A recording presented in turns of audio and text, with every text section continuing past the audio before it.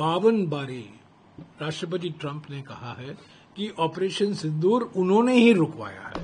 प्रधानमंत्री मौनी बाबा के रूप धारण करके बैठे हुए हैं उसके बारे में दुनिया भर की बातें करते हैं, सब दुनिया भर की बातें प्रवचन करते रहते हैं, ज्ञान देते रहते हैं, पर जब राष्ट्रपति ट्रंप ऑपरेशन सिंदूर के बारे में कुछ कहते हैं, हमारे प्रधानमंत्री चुप्पी नहीं तोड़ते। 52 बारी राष्ट्रपति ट्रंप ने कहा है कि ऑपरेशन सिंदूर उन्होंने ही रुकवाया है और ट्रेड और टैरिफ के हथियार को इस्तेमाल करके उन्होंने हस्तक्षेप किया और ऑपरेशन सिंदूर को रुकवाया।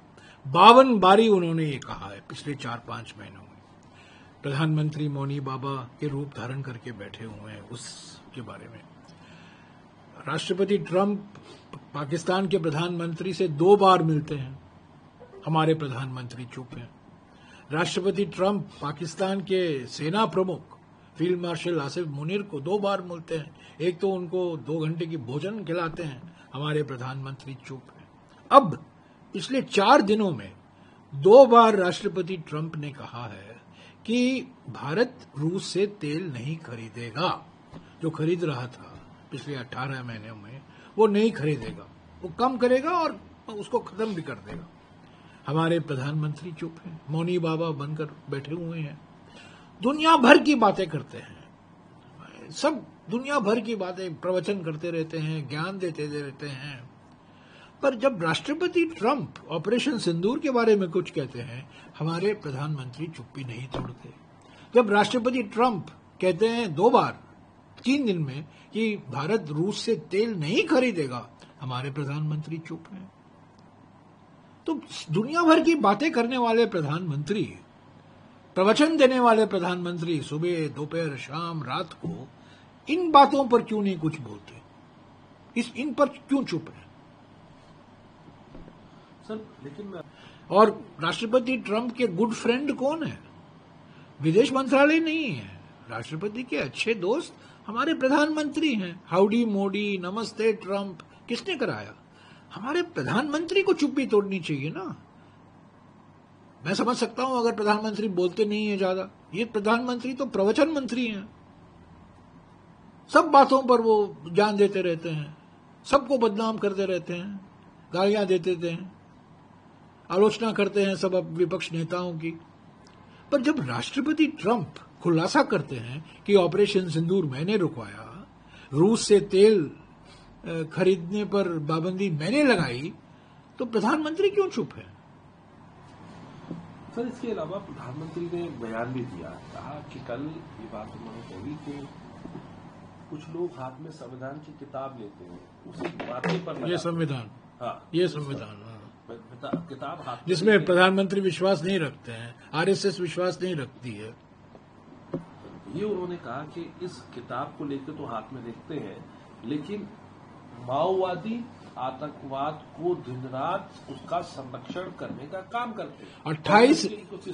28 अप्रैल 2024 यानी कि 18 महीने पहले टीवी इंटरव्यू में, और ये यूट्यूब में आप देख सकते हैं, यूट्यूब में अभी है, उपलब्ध है। 28 अप्रैल 2024 प्रधानमंत्री ने कहा, उसका कोई खंडन नहीं हुआ है, उन्होंने साफ कहा कि जो लोग जाति जनगणना की मांग कर रहे हैं उनकी सोच माओवादी सोच है, ये माओवादी विचारधारा है, ये अर्बन नक्सल विचारधारा है। वही सरकार, वही प्रधानमंत्री अभी श्रेय ले रही है कि हम जाति जनगणना करवाएंगे अगले साल।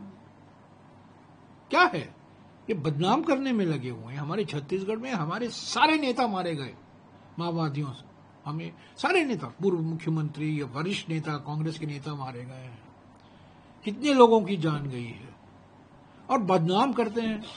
अर्बन नक्सल कहते रहते हैं। क्या राष्ट्रीय खाद्य सुरक्षा कानून अर्बन नक्सल सोच है? क्या महात्मा गांधी नरेगा अर्बन नक्सल सोच है? क्या वन संरक्षण, जो वन अधिकार अधिनियम है 2006 का, क्या वो अर्बन नक्सल सोच है? जाति जनगणना अर्बन नक्सल सोच है? कौन अर्बन नक्सल है बताइए?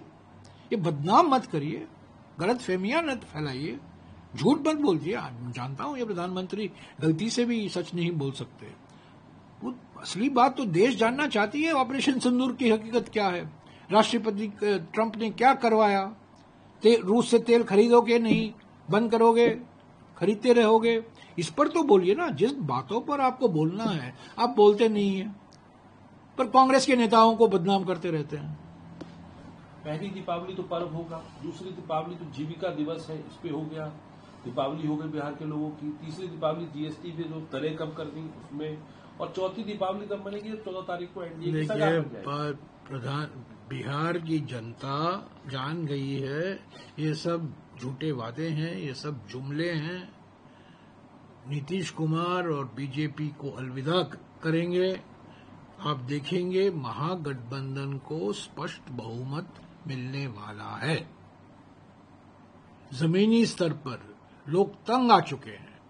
प्रधानमंत्री कुछ भी बोले, गृहमंत्री कुछ भी प्रचार करें, जमीनी हकीकत को वो नहीं मिटा सकते। वो हकीकत ये है कि महागठबंधन वापस लाने में बिहार की जनता अपनी मन बना ली है। कुछ भी कहें, दावा लगाएं, कुछ भी यहाँ वहाँ की बातें करते रहें, महागठबंधन के बारे में, कांग्रेस के बारे में, आरजेडी के बारे में, हमारे घटक दलों के बारे में, पर बिहार की जनता चुपचाप तरीके से वो जान चुकी है और जानती हैं कि नीतीश कुमार को वोट देने से बीजेपी को वेट देना है। वो तो रिमोट कंट्रोल मुख्यमंत्री हैं, उनके हाथ में तो कुछ नहीं है। चलाने वाले जो बिहार की जनता बीजेपी है, रिमोट कंट्रोल तो प्रधानमंत्री और गृहमंत्री के हाथ में है।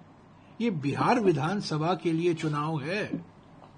बिहार के मुख्यमंत्री कौन बनेगा, जिस पार्टी को बहुमत मिलेगा, कौन सी पार्टी गठबंधन सरकार चलाएगी, उसके लिए जनादेश बिहार की पार्टियों के लिए नहीं, ये दिल्ली के पार्टियों के लिए नहीं है। महागठबंधन को जरूर जनादेश मिलेगा, ये लिखा हुआ है, दीवार पर लिखा हुआ है।